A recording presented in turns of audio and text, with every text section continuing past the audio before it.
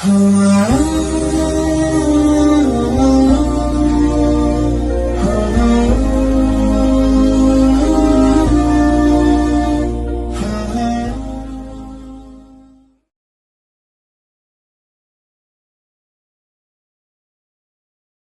alaikum, chers téléspectateurs, chères téléspectatrices. Bienvenue à ce nouvel épisode du podcast de El Fala. Je serai aujourd'hui modérateur de ce podcast et aujourd'hui j'ai la chance d'avoir un magnifique invité qui je laisse se présenter. Alaykoum assalam frère, merci d'avoir invité. Je m'appelle Nasrullah Omarzadeh, je viens de l'Afghanistan. Ça fait 18 ans que je vis en Suisse. Ça me fait plaisir d'être avec vous aujourd'hui. Mashallah, ça fait plaisir de t'avoir parmi nous aujourd'hui. Merci d'avoir répondu à l'appel qu'on t'a fait de venir sur notre podcast aujourd'hui.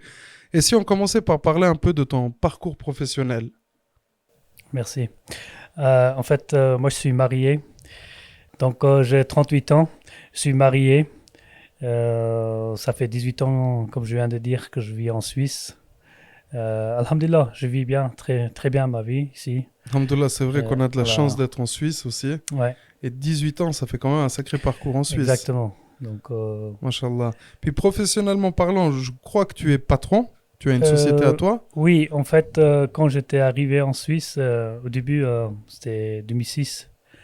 J'ai fait 1 an ou 2 ans pour apprendre le français à l'école. On appelait classe d'accueil pour Ok. les étrangers qui venaient des pays étrangers pour apprendre le français. Ok. Alors, j'ai passé ce parcours aussi pour m'améliorer en français. Après, je trouvais une place d'apprentissage, que c'était pas tellement évident à cette époque-là, Mhm. tandis que j'avais pas statut de réfugié. Ok. Entre guillemets, on avait une permis N avec ça. C'était juste une Oui. identité que ça Oui. nous montre qu'on vit en Suisse. Au niveau de faire une démarche professionnelle, on n'avait pas tellement droit. Après, les gens qui ils s'occupaient de moi au foyer, ils ont m'aidé pour trouver cette place d'apprentissage. Mashallah. Par la chance, patron.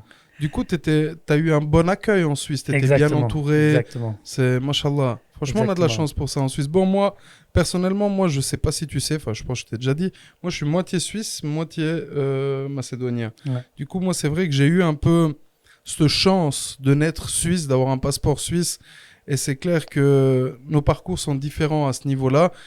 Puis j'admire ton parcours parce que venir dans un pays totalement différent du tien et pouvoir faire un apprentissage, pouvoir aller de l'avant, créer une société, machallah, franchement, bravo, bravo. Merci. Donc voilà, comme je vous viens de dire, c'était pas facile ce parcours. Et ce parcours, il y a pas mal de gens qui y suivent. Mais il y en a qui s'arrêtent au moitié de chemin, il y en a qui n'ont même pas cette opportunité. Il y en a qui réussissent à ces objectifs. Mais c'est un parcours qu'il faut être solide et il faut Faut être travailler. solide. Comment tu as Donc, découvert ton métier? Enfin, je sais pas si tu as présenté ton métier. Tu es dans la... Moi, je suis peintre en bâtiment. Bâtiment, Je suis un ok. CFC. Et j'ai commencé mon apprentissage 2007 et j'ai fini 2010-2011. Machallah. Alors, j'ai eu un CFC, puis donc ça fait 17 ans que je suis dans le métier que je fais, avec, si on compte avec l'apprentissage. C'est beau ça. Voilà. Donc, c'était l'année 2020 que j'ai essayé de faire, on va dire, j'ai essayé de travailler à mon compte, D'être à ton compte, voilà. ouais, démarrer. Et qu'est-ce que tu dirais pour les jeunes qui ont envie de partir à leur compte? Est-ce que tu as un conseil à leur donner? Il ne faut pas avoir peur, il faut être sûr de soi. Donc, bien sûr que ça, c'est un des éléments très importants. On doit savoir, on doit être vraiment professionnel dans le métier qu'on fait. Et après, c'est... Persévérer. Exactement. Donc, c'est Avoir une des décision à objectifs, prendre ouais. et puis il faut être solidaire dans la décision qu'on prend. Et puis, Est-ce que tu Sûr de regrettes soi. d'être parti indépendant? Est-ce Non, que non, pour pas toi, du ça a changé ta vie? bien sûr, bien sûr.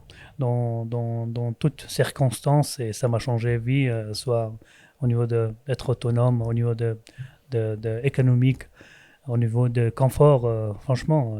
Et voilà, on a Oui. plus de liberté. Et moi, je suis pas seul. J'ai encore 2 ouvriers qui travaillent avec moi. Tu as 2 ouvriers pour Voilà. toi, machallah. Donc, ça fait 5e année que Que tu ça, à mon développes, compte, que voilà, tu t'agrandis, exactement. ouais. Franchement, Donc, bravo, bravo. Et puis, comment peux-tu décrire tout ça, parce qu'on parle de ton métier, puis la vie dans la communauté musulmane par rapport à la mosquée?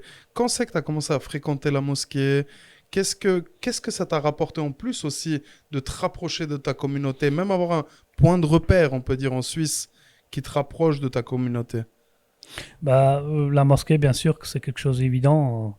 Même que je travaillais pas à mon compte, je venais à la mosquée. Mhm. Et avec le conseil des frères aussi, ça m'a aidé. Avec notre imam, cheikh, je parlais ma décision un petit peu avec lui aussi pour dire, voilà, il dit, il faut faire tawakkul, Allah subhanahu wa ta'ala. Et comme je viens de dire, les éléments que je viens de citer, il faut connaître son métier et puis Inch'Allah. faire la démarche. Du coup, est-ce que la mosquée aussi t'a encouragé à partir indépendant? Enfin, ça t'a donné du courage d'être entouré de tes frères, justement, qui te donnent des conseils, qui te motivent peut-être? Bien sûr, bien sûr, bien sûr. On a vu de parler cette occasion avec les frères qui étaient déjà avant moi dans le métier pour dire que voilà, et puis j'ai une tentative, je n'ai une idée de faire comme ça. Ils ont me montré un peu, on va dire, entre guillemets, les points mordiaux des choses. Qu'est-ce qu'il faut faire, qu'est-ce qu'il ne faut pas faire, comment il faut faire la Comment faut démarche. faire administrativement et tout. Exactement. Il y a des frères qui étaient là plus longtemps, qui connaissent un peu le système. Parce que c'est vrai que en Suisse, les choses, elles sont carrées. Bien Alhamdoulilah, sûr. les choses sont carrées, Ouais. sont bien. On n'a pas comment dire, de points noirs dans le sens où on ne sait pas comment faire ses papiers ou faire ci. Et je trouve important que au sein de notre mosquée, on a beaucoup d'entrepreneurs diversifiés dans différents métiers, comme toi dans le bâtiment, d'autres dans des garages comme moi, d'autres qui sont dans d'autres domaines. Mais c'est vrai qu'il y a comment dire ça, ce soutien quand on parle d'entreprise, d'entrepreneuriat au sein de la mosquée. Il y a pas que, on parle pas que de religion à la mosquée. On parle aussi de la vie quotidienne. Bien sûr. On parle de nos enfants. On parle d'un peu tout dans la fraternité et je trouve ça magnifique. D'ailleurs, si je me trompe pas, on a déjà une fois collaboré professionnellement. On t'avait donné un petit job aussi. Oui, c'est sympa, oui, bien sûr. Et c'est vrai que c'est cool parce qu'on a plein de corps de métiers différents avec qui on peut partager, travailler ensemble et puis aller de l'avant. Bah voilà, c'est déjà comme je viens de vous dire, je remercie de notre imam qui nous a créé cette ambiance de chaleureux dans notre mosquée parce que on a plusieurs ethnies, plusieurs différentes nationalités et de réunir tout ça ensemble, ça demande effort et ça demande énergie. Ah ben bien sûr. Voilà, ça demande la tolérance et ça en étant solidaire qu'on peut changer, soit personnellement, soit au niveau de communauté, soit dans le monde. Ben bien Et sûr. voilà, et en tant qu'humain aussi, dans les Et mondes je qu'on trouve vit. ça très important pour nous d'avoir la mosquée au centre, de pouvoir soutenir la mosquée. C'est quand même un point, comment dire ça? C'est un repère pour nous, pour les gens issus de l'immigration, issus d'ailleurs. C'est quand même un repère où on voit nos frères, nos sœurs, où on a un point où on peut discuter, partager nos problèmes, partager nos bons moments comme les mauvais moments. Ouais. Et c'est vrai que si tu aurais quelque chose à dire par rapport à ça, que dire aux jeunes par rapport à la mosquée? Qu'est-ce que tu aimerais dire aux jeunes par rapport à la mosquée? Bah, il faut qu'on doit venir absolument à la mosquée. On doit être entouré avec nos frères et avec notre communauté. Et c'est ça que ça nous donne la force et l'énergie. Et ça, c'est sûr et évident qu'on trouve une des solutions. Et soit dans notre vie personnelle, soit dans notre vie professionnelle. Et si on est de notre côté, et bien sûr qu'on va être seul. Ah Et oui. tant qu'on n'est pas isolé avec nos entourages, avec nos frères, avec les gens qui nous connaissent, qu'on partage la même valeur, et puis voilà. Typiquement, avant, tu m'as parlé aussi du coronavirus. Voilà, comme je viens de Et dire. c'est vrai que Mashallah, qu'Allah te récompense Ouais. pour l'action que tu as fait pendant le coronavirus. Est-ce que tu aimerais partager un petit peu cette expérience? Oui, ce que je viens de dire tout à l'heure, c'était une anecdote que je voulais dire. Et en fait, la coronavirus, c'était démarré en Chine, on savait. Et puis après, petit à petit, ça est venu en Asie, en Europe, partout, le monde, quoi. Ça concernait le monde. Ah oui, ça a impacté Voilà. tout le monde. Même nous, à la mosquée, ça nous a impacté. On a Exactement. dû justement prier de manière un peu plus éloignée. Le nombre qu'on a pu accepter de fidèles Ouais, au sein de la mosquée était diminué. C'est vrai que c'est une période pas facile pour tout le monde, pour les entreprises, pour les cultes, pour tout le monde. exactement. Donc, moi, justement, qu'avant que ça vient, l'interdiction, toute l'interdiction de sortir dehors, on avait pas mal d'interdictions, vous savez. Ah Donc, oui. voilà. Et puis, je démarrais, ça faisait juste un mois. Et puis après, tout de suite, ça commençait toutes ces interdictions. Et je me dis, qu'est-ce que je vais faire? Est-ce que je vais regretter de partir à mon compte ou je continue? Il y avait une hésitation Ah, comme parce que c'était à ça. ce moment que tu avais un peu ouvert. Exactement, voilà. C'est juste, c'était limite là. Après, on a commencé Allah, il donne la là, puis baraka. exactement. Donc ça a bien démarré. Et moi, ce que je suis content, et puis c'est pas justement en sein de notre communauté, avec les gens que je vis dans le pays que je vis en Suisse. Je suis vraiment entouré avec les gens suisses, et mes voisins, mes copains, mes amis Du coup, suisses. tu te sens, toi, personnellement, bien intégré au Bien sein de la sûr, société. oui. Donc, justement, la anecdote que je voulais vous dire, et c'était au moment de Corona que j'avais affiché devant mon porte-rentrée une petite écriture pour dire que les gens qui sont vraiment dans les besoins, les vieillards, qu'ils ne peuvent pas aller faire leur commission Aller au faire leur magasin, tout commission, ça, les voilà, poubelles, etc. vider leurs poubelles Ouais. et tout ça. Et je l'avais mis comme ça pour dire qu'en cas de besoin, ils peuvent m'appeler, ils peuvent sonner chez moi. Et il y a des voisins que je peux dire, franchement, il a pleuré en voyant Mashallah. ce geste-là. Mashallah. Donc, c'était vraiment incroyable pour eux. En tant qu'un voisin, je leur proposais cette Mashallah. aide-là. Et nous, en tant que musulmans, pour nous, en tant qu'humains, déjà, on doit, une des choses absolues qu'on doit faire, ça. Aider notre prochain. Et c'est vrai Exactement. que, si j'ose me tourner vers un peu nos téléspectateurs musulmans, c'est vous la carte de visite de l'islam en dehors des mosquées. Ouais. C'est vous qui montrez ce qu'est l'islam. Faut pas rester juste se plaindre de se dire que les gens nous aiment pas, nous boycottent, etc., etc. Quand nous-mêmes on montre pas une figure, je dirais pas parfaite parce que personne n'est parfait, mais une figure propre de l'islam, montrer qu'on aide notre voisin. Une chose très importante Bien pour sûr. nous les musulmans. Le voisin, savoir s'il va bien, savoir s'il a besoin de quelque chose.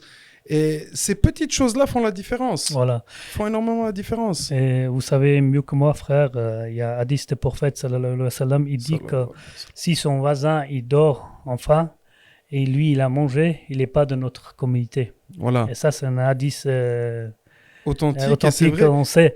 Et Donc c'est un- là, c'est il n'y a un- pas une distinction pour dire que mon voisin, il est musulman, il est catholique, il est juif. Ça Non. concerne tous les voisins. Donc Exactement. la religion de l'islam, ça concerne tout le monde, pour tout le monde, on a obligation de faire de bien et puis être tolérant et puis C'est une obligation se comporter. morale et religieuse. Exactement. Je trouve en tant qu'humain, déjà, si on s'arrête à ce point-là, en tant qu'humain, au jour d'aujourd'hui, en 2025, savoir que notre voisin, notre ami, notre collègue de travail a une grande peine et on fait rien pour cette personne, je trouve ça ridicule. Je trouve ça Ouais. perdre son humanité. Et surtout, nous, musulmans, on a ce devoir religieux de pouvoir aider ces gens-là. Bien sûr. Et machallah, qu'Allah te récompense.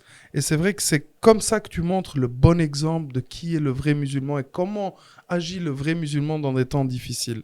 Après, ça m'est arrivé, après cette écriture que je viens de dire, les voisins m'ont contacté que je puisse aller chercher leur commission et vider leurs poubelles.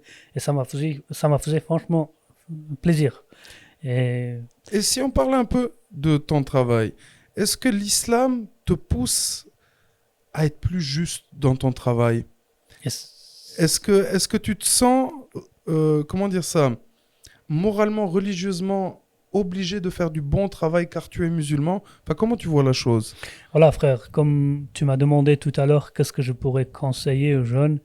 Et ce que je peux conseiller, qu'on soit vraiment juste et correct avec les gens. Si on est correct et juste, honnête avec les gens, et partout qu'on soit, ça c'est un mot de clé qu'on peut réussir dans notre vie. Quoi que ce soit, dans notre domaine, dans notre métier. Ça, c'est des choses... On peut ces carrément éléments- dire l'honnêteté, c'est la clé de la réussite. Exactement. Donc, au niveau ici, bien sûr qu'on a dit que des éléments importants au niveau de professionnalisme qu'on doit savoir, on doit être sûr de notre métier, Bien qu'on doit sûr, savoir. bien Ça, sûr. c'est bien sûr. Ça, Mais après, en ayant ça, on peut pas réussir dans la vie tant qu'on n'est pas correct, on n'est pas sincère avec les gens. C'est Par clair. exemple, dans notre métier, vous savez que la ponctualité, Si on donne un délai, c'est très important. De respecter le Voilà. délai, oui. Et je dis que, je veux dire, je prends un travail, un exemple, je veux dire que je vais finir fin octobre. Ouais. On est mois de Et septembre tu maintenant. l'appelles, tu dis écoute mon ami, désolé, je finis l'année prochaine. L'année prochaine, et voilà, ça se fait une fois ou deux fois. Et troisième fois, Oui. on n'a pas cette chance et C'est puis on a clair, tout perdu. c'est clair, Et ça se fait pas, ça. c'est Et clair. soit au niveau de professionnalisme, soit dans notre religion. Mais Et je pense que c'est un travail qu'on doit faire sur soi-même parce que l'islam nous apprend à être ponctuel, nous Exactement. apprend à être juste, nous apprend à être honnête, nous Correct. apprend à être sincère avec les gens. C'est vrai que c'est pas tout le temps facile, faut se dire la vérité. On reste humain parce que en dehors de tout ça, personne ne voit ce qu'on fait, ce qu'on dit. Ouais. Mais vraiment, un conseil que je donne pour tout le monde, c'est essayer d'être toujours le plus sincère possible vis-à-vis des autres, vis-à-vis de votre famille, vis-à-vis de tout le monde. Soyez toujours sincère. Ça fait tellement... Comment dire ça? Même quand il y a quelque chose de difficile à dire à quelqu'un, mais une fois que tu as dit la vérité, tu es soulagé. bien sûr. Par contre, quand tu mens ou quand tu essayes comment dire ça, duper la personne en face de toi, tu seras jamais tranquille. Exactement. C'est impressionnant comme ton cœur, naturellement, Allah a fait que nos cœurs soient tendres, Ouais. qu'ils soient ouverts, qu'ils soient propres. C'est nous qu'on les ternit. Et c'est vrai que quand tu fais quelque chose, pas quelque chose de mal, même quand tu es pas sûr si tu as fait juste ou pas juste, tu as ce poids dans ton cœur Bien sûr. que tu arrives pas. Par contre, quand tu dis une vérité, même si elle est dure à dire, tu es soulagé. Oui. C'est impressionnant. C'est ça, frère. Franchement, c'est ça. Donc, nous, des fois, il y a des gens qui ils font beaucoup de théories, mais pratiquent très peu. Mais c'est ça, un des choses qu'on perd, c'est sur cette base-là qu'on fait. Mais avant de faire la théorie, il faut montrer en pratique les choses. La Mhm. pratique, ça nous tire la confiance et qu'on soit quelqu'un juste et correct. Ça montre en pratiquant les choses. Bien Pas sûr, justement en théorie. La théorie, tout le monde il peut faire la théorie. bien C'est sûr. facile. Donc voilà, ce qu'on doit faire dans notre vie, quoi que ce soit, personnellement, Comme on dit, une action professionnellement. vaut 1000 paroles. Exactement, c'est juste. Tout ce qu'on Donc, parle là, nos paroles sont magnifiques, sont belles, mais toutes ces paroles, il faut les mettre en action, il Exactement. faut les utiliser dans la vie de tous les jours. Et une autre chose, quels sont pour toi les plus grands défis que la jeunesse aujourd'hui dans le milieu professionnel peuvent avoir? Perte de temps, frère. Le jour d'aujourd'hui, comme tout à l'heure, on parlait avec notre imam, Cheikh, les technologies, ça rentrait une partie de notre vie. Ouais. Donc, si on utilise dans le bon sens, on a beaucoup de réussite. Si on utilise, attends, laisse-moi voir cette vidéo. Si on est un apprenti, par exemple, il y a beaucoup de jeunes qui sont venus en Suisse, ils veulent faire une démarche professionnelle, Mhm. apprentissage. On a cette possibilité de faire. Et quand Est-ce que tu prends des apprentis, toi, par hasard? Oui, l'année prochaine, Inch'Allah, je vais prendre. Parce que Ah, mashallah. première 5 années, on n'a pas droit. Ok. Et après 5e année, on peut Est-ce que former tu as déjà trouvé un l'apprenti. apprenti? Non, pas Ah bah encore. voilà. Chers Il frères, faut- chères sœurs, Exactement. Inch'Allah, si un de vos fils, vos filles veut faire l'apprentissage de peintre en bâtiment, Inch'Allah, pourquoi je vous pas. laisserai passer à la mosquée et puis demanderai après Nasrullah. Inch'Allah. Qui sait, Inch'Allah. peut-être tu Pourquoi trouveras pas. un apprenti de cette manière. Voilà, comme on parlait que cette technologie, ça rentrait dans notre vie, et puis voilà, il faut l'utiliser dans le bon sens. Si Bien on sûr. utilise, on dit que moi je suis apprenti, je fais ce que je veux. Laisse-moi voir ce vidéo, laisse-moi faire Ouais. ça, laisse-moi faire ci. Après, les patrons, les entreprises aussi, ils ont un engagement et puis ils ont la responsabilité de former l'apprenti au niveau de temps, au niveau de délai, comme on vient de dire, tout ça. Donc voilà, et puis on doit être vraiment fort dans notre étude, il ne faut pas perdre de temps pour rien, et puis on donne notre travail, notre tâche de l'école, que ça fournit par le patron, par l'école, on doit l'effectuer. C'est clair, c'est clair. Moi aussi, où je travaille, j'ai des apprentis. Et souvent, je leur dis la même chose. Je leur dis, perdez pas de temps. Perdez pas de temps, surtout en apprentissage. Profitez de ces 3 ans ou 4 ans, Exactement. de vraiment vous concentrer afin de vous former au maximum. Parce qu'on peut dire ce qu'on veut. Au jour d'aujourd'hui, le milieu professionnel, c'est devenu un milieu difficile. Mhm, Beaucoup de concurrence. bien sûr. Comment dire ça, avec les nouvelles technologies, ça est devenu encore plus difficile. Bien sûr. Moi, je vois dans le domaine de l'automobile, maintenant les voitures électriques, on a plein de choses qui nous dépassent très vite. On doit avoir un sacré budget pour pouvoir s'équiper, pour pouvoir avoir de nouvelles machines, de nouvelles ordinateurs. Enfin, c'est fou, les 10 dernières années, comment ça a changé. Et c'est vrai que souvent, je me dis que au jour d'aujourd'hui, ça va devenir difficile pour la nouvelle génération. Ouais. Et je pense à nous aussi, professionnels dans chaque domaine, d'encourager les jeunes, de pouvoir... Parce qu'il me semble que ça se perd un petit peu. Enfin, il y a de moins en moins, on trouve moins en moins d'apprentis dans le milieu du bâtiment. Oui, parce que comme tu viens de dire, frère, tout le monde il cherche la facilité. Il n'y a personne qui a envie de s'appliquer les choses qui vraiment demandent l'effort et la responsabilité. Et voilà, et puis si on fait ça, et puis bien sûr si on a 100 places d'apprentissage, ça diminue automatiquement sur 70-60.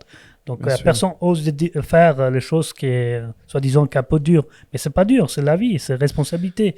Nous et vous, on a grandi dans l'ambiance la vie était dure et tout ça. Et le jour d'aujourd'hui, la vie qu'on a, bon, ça, enfin, on est content dans un côté, dans l'autre côté, ça vient un inconvénient. Donc d'offrir toutes nos facilités pour nos enfants, parce qu'après, ils n'osent pas de rentrer et prendre la responsabilité dans la vie. Bah bien sûr. Donc, moi, je dis souvent ça. Je me rappelle, il y a 15 ans en arrière, 20 ans en arrière, pour les jeunes, on avait peur de notre chef, on avait peur de venir en retard, on avait peur de faire faux. Maintenant, j'ai l'impression que c'est un peu plus relâché, c'est un peu plus chill. Bon, tant mieux à quelque part, parce que dans chaque chose, il y avait un extrême. Ouais. Tu avais toujours des apprentis qui étaient un peu malmenés, malheureusement, au travail. Ouais, c'est l'apprenti. Voilà. Mais il faut qu'on motive les jeunes à rester dans des métiers artisanaux, dans des métiers du bâtiment, dans des métiers manuels, même physiques, parce que typiquement la maçonnerie, etc., c'est un métier très physique. Et leur montrer que c'est pas forcément mauvais d'avoir un travail manuel. Ouais. Que c'est quelque chose de positif, que c'est quelque chose que pendant des années, des gens... souvent, moi, quand je parle aux jeunes, moi, je veux gagner beaucoup d'argent. Et puis, ils se disent qu'avec les... on va pas se cacher maintenant, avec YouTube, avec Facebook, Twitter, etc., il y a plein d'autres manières de gagner de l'argent digitalement qu'on se fatigue un peu moins. Bon, c'est du travail, on va pas dénigrer ces gens qui travaillent sur le net, c'est quelque chose peut-être qui nous dépasse. Parce que c'est comme à l'époque du téléphone. Moi, quand je disais à mon grand-père, il viendra un jour, on va se voir par téléphone, il me disait, mais c'est pas possible. Et des fois, je sais pas si toi, tu sens ça, mais des fois, je me sens un peu dépassé par la jeunesse, dans le sens, on m'a parlé une fois sur Instagram, sur Facebook même, qu'ils pouvaient gagner de l'argent. Ouais. Je dis, mais comment tu gagnes de l'argent sur Facebook? Et il y a plein de ces technologies, je pense, qui nous dépassent, qu'on comprend pas, et qui attirent la jeunesse. Bien sûr. Oui, ce que je viens de dire, frère. Et puis après, voilà, Allah subhanahu wa ta'ala, il nous a créés dans différentes capacités, différentes formes. Bien sûr. Donc voilà, nous, on n'a pas toujours, tous, on n'a pas d'être talent d'être de mécanicien. Si tout le monde il faisait mécano, ton métier, nous on faisait quoi? Bien sûr. Si tout le monde il faisait le peintre et les autres ils faisaient quoi? Donc voilà, il y en a qui sont manuels, qui sont vraiment doués dans le bâtiment, les choses artisanales comme tu viens de dire. Il y en a qui sont très forts dans l'étude, dans la tête. Et voilà, et ça, ça équilibre la société. Donc, si tout le monde il avait la même forme, la même talent, et puis le reste il faisait quoi? On aurait toujours manque des autres corps de métier. Bien sûr. Et voilà. Et puis si on vient sur les choses artisanales, les choses que tu es en train de dire qu'on gagne la vie sur la Facebook en utilisant les technologies, tout ça. Mais après, nous en tant que musulmans, on a responsabilité de savoir tout l'argent qu'on gagne. Est-ce que c'est ça où il vient? Est-ce qu'elle est halal? Voilà, est-ce que c'est halal et haram? Et même au niveau de fiscalité en Suisse, on est responsable. On ne peut pas dire moi je fais un business sur le Instagram ou je sais pas ailleurs et après on a une responsabilité au niveau de la loi, au niveau de la droit. Et puis je pense c'est un point que tu as abordé, c'est que on entend souvent halal, haram. on parle souvent de la viande. Les gens, ils parlent de la viande halal. Mais on parle rarement de l'argent halal. Oui, bien Il y a de sûr, l'argent qui est halal et il y a de l'argent qui est haram pour un musulman. bien sûr. Ne pas voler. Si on vole son client, si on lui dit maintenant on va te faire, je sais pas moi, 15 mètres carrés de mur, de façade ou de peinture, et puis pour finir on lui en fait 8, puis on lui dit ouais mais on en a fait 15. Ouais, Du coup cet argent, il bien est sûr. haram. Cet argent n'est pas bon pour toi. Oui. Au contraire, il te fera tort. Il apporte maladie, il apporte plein de mauvaises choses. Et c'est un très bon point que tu as abordé, mashallah, qu'Allah te récompense. Non, ça c'est sûr. Mais quand on lit la code civile Le suisse code et civil, le ouais. code pénal, tout ça, et moi, je vois pas tellement la différence avec la valeur de notre religion, la valeur de l'humanité, tout ça. Bien Et sûr, si on est compatible avec une des valeurs, automatiquement, on va être compatible avec toutes les valeurs. bien Et sûr, si on est un bon musulman, on peut être un bon citoyen suisse. bien sûr. Croyez-moi que moi, beaucoup de choses que j'ai vues, et voilà, comme on est en train de dire, que quand on gagne l'argent sur la téléphone ou Instagram ou Facebook, tout ça, et on est en train de parler à la rame. Ouais. Et au niveau de la loi et droit suisse, et on dit que voilà, au niveau de fiscalité, et ça, on doit savoir, on a une responsabilité Ouais. de répondre à tous ces revenus qu'on va aller avoir. Bien sûr, bien sûr. Et au niveau de la... Puis il y a quelque chose qui m'a plu avant que tu m'as dit, le code civil et le code pénal, qui se rapprochent beaucoup de nos valeurs et qui est compatible. Est-ce que je peux dire que tu te sens... Tu as la nationalité suisse ou pour l'instant bientôt. Bientôt. Qu'Allah te facilite de l'avoir, mais comment te sens-tu de ce côté-là? Est-ce que tu te sens intégré ici en Suisse? Tu te sens que tu fais partie de ce pays à quelque part, même que peut-être tes traditions sont un peu différentes, mais est-ce que tu te sens accepté? Comment tu te sens par rapport à ça? Non, parce que là, franchement, dans ce domaine-là, moi, j'ai pas de problème. Et tous les années que j'ai passées ici, et j'ai jamais affronté un acte de discrimination, Ok, et pour ma religion, pour ma race, ou pour mon pays. Donc, partout où je passais, ils ont bien m'accepté, ils ont bien entouré. Et alhamdulillah, en Suisse, on n'a pas ce genre de problème. Et Alhamdulillah. plus en plus, moi, en Suisse... Mais moi, je pense qu'on n'a pas ces problèmes Non, parce que les valeurs qu'on partage sont très proches. exactement. Souvent, quand je rentre en discussion avec d'autres collègues de travail, puis quand je leur dis, bah voilà, dans notre religion, c'est interdit de voler, c'est très strict, enfin, Bien sûr. on y croit vraiment, etc. Un bon musulman est un bon citoyen Bien suisse. sûr, c'est ça. Et on oublie souvent de se dire ça. Et c'est un joli message qu'il faut passer aux téléspectateurs aussi, c'est que comprendre, le jour où on comprendra qu'un bon musulman est un bon citoyen suisse, je pense que ça va changer certaines choses pour nous aussi. Bien C'est sûr. qu'on n'est pas contre la Suisse comme certains peuvent le faire croire, Voilà. mais on est vraiment pour et on veut s'établir. Pour moi, personnellement, c'est un pays où je finirai ma vie sûrement. Ouais. Parce que mes enfants, moi, sommes tous citoyens d'ici. Ma maman est suissesse à 100%. Et je suis musulman. Et pour moi, je suis citoyen suisse musulman. Machallah. Et je pense qu'ici, en 2025, c'est quelque chose qui est possible. Et c'est quelque chose qui devient normal. Ouais. Mais ça ne m'empêche pas d'être en... Comment tu as dit ça? En compatibilité avec le code pénal, le code civil, les morales suisses et les éthiques suisses. Bien sûr, bien sûr. Et comme tous les savants ils disent que les musulmans qui sont vraiment en bon comportement, bonne vie ici en Suisse, ils sont des valeurs rajoutées en valeur de Suisse. Donc Bien sûr. voilà, ça a un point plus, pas un Bien point sûr. négatif. Bien sûr. Et voilà, et ça c'est une réalité du monde le jour d'aujourd'hui que voilà, c'est des migrations, tout ça, il y a Bien insécurité dans 4 coins du Bien monde. sûr. Après, on va pas se cacher, il y a des fois Oui, des problèmes qu'on fait face, qu'il faut qu'on, justement, à travers cette mosquée, qu'on puisse travailler, aider à l'intégration certains frères qui viennent, peut-être qui sont un peu frais ici en Suisse, qui savent pas comment ça fonctionne. Et je trouve ça une des missions clés de la mosquée. bien sûr. C'est pour ça que c'est important de garder ce lieu, de pouvoir travailler pour ce lieu, car c'est vraiment un point de transition pour certaines personnes, on peut dire ça comme ça. Bien sûr. Bien sûr, pour ça, on remercie Allah subhanahu wa ta'ala, à notre imam qui fait beaucoup de sacrifices. et pour être solidaire, pour être entourer les jeunes et voilà, et être solidaire en termes de Entre nous, oui, entre être nous, solidaires, voilà, pouvoir s'aider, et pouvoir aller de régler l'avant. ce genre de problème. Bien Et sûr. voilà, et pour ça, on est un des rares des mosquées ici en Valais, et puis même en Suisse peut-être.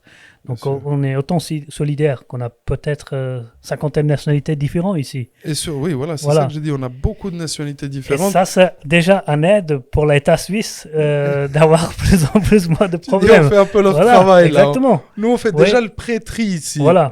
Machallah. Et si nous, on prend tous notre responsabilité en tant qu'individu comme ça, et bien sûr, il y a un des moins de problèmes ici dans la société qu'on vit là. Mais bien Donc, sûr, mais bien sûr, mais bien voilà. sûr. Après, je pense pas qu'on aura toutes les solutions à tous les problèmes Bien qui sûr, existent, oui. parce qu'il y a des choses qu'on ne peut pas régler et que c'est à l'État de régler ces problèmes. Mais c'est vrai que nous, on peut contribuer à régler les petites choses, Oui. à faire comprendre aux gens ce que c'est la Suisse, quelles sont... Parce que souvent, on a... comment dire ça? Certaines personnes, enfin, quand on discute comme ça à l'extérieur, ils ont une autre image de la Suisse qui ne devrait pas être l'image un peu froide, un Ouais. peu raciste, si on peut dire ça. Mais, alhamdoulilah, on n'a pas ces problèmes. Ouais. Et je dis souvent aux gens, je dis, mais moi, j'ai jamais ressenti un problème de racisme ou autre ici en Suisse. Ouais.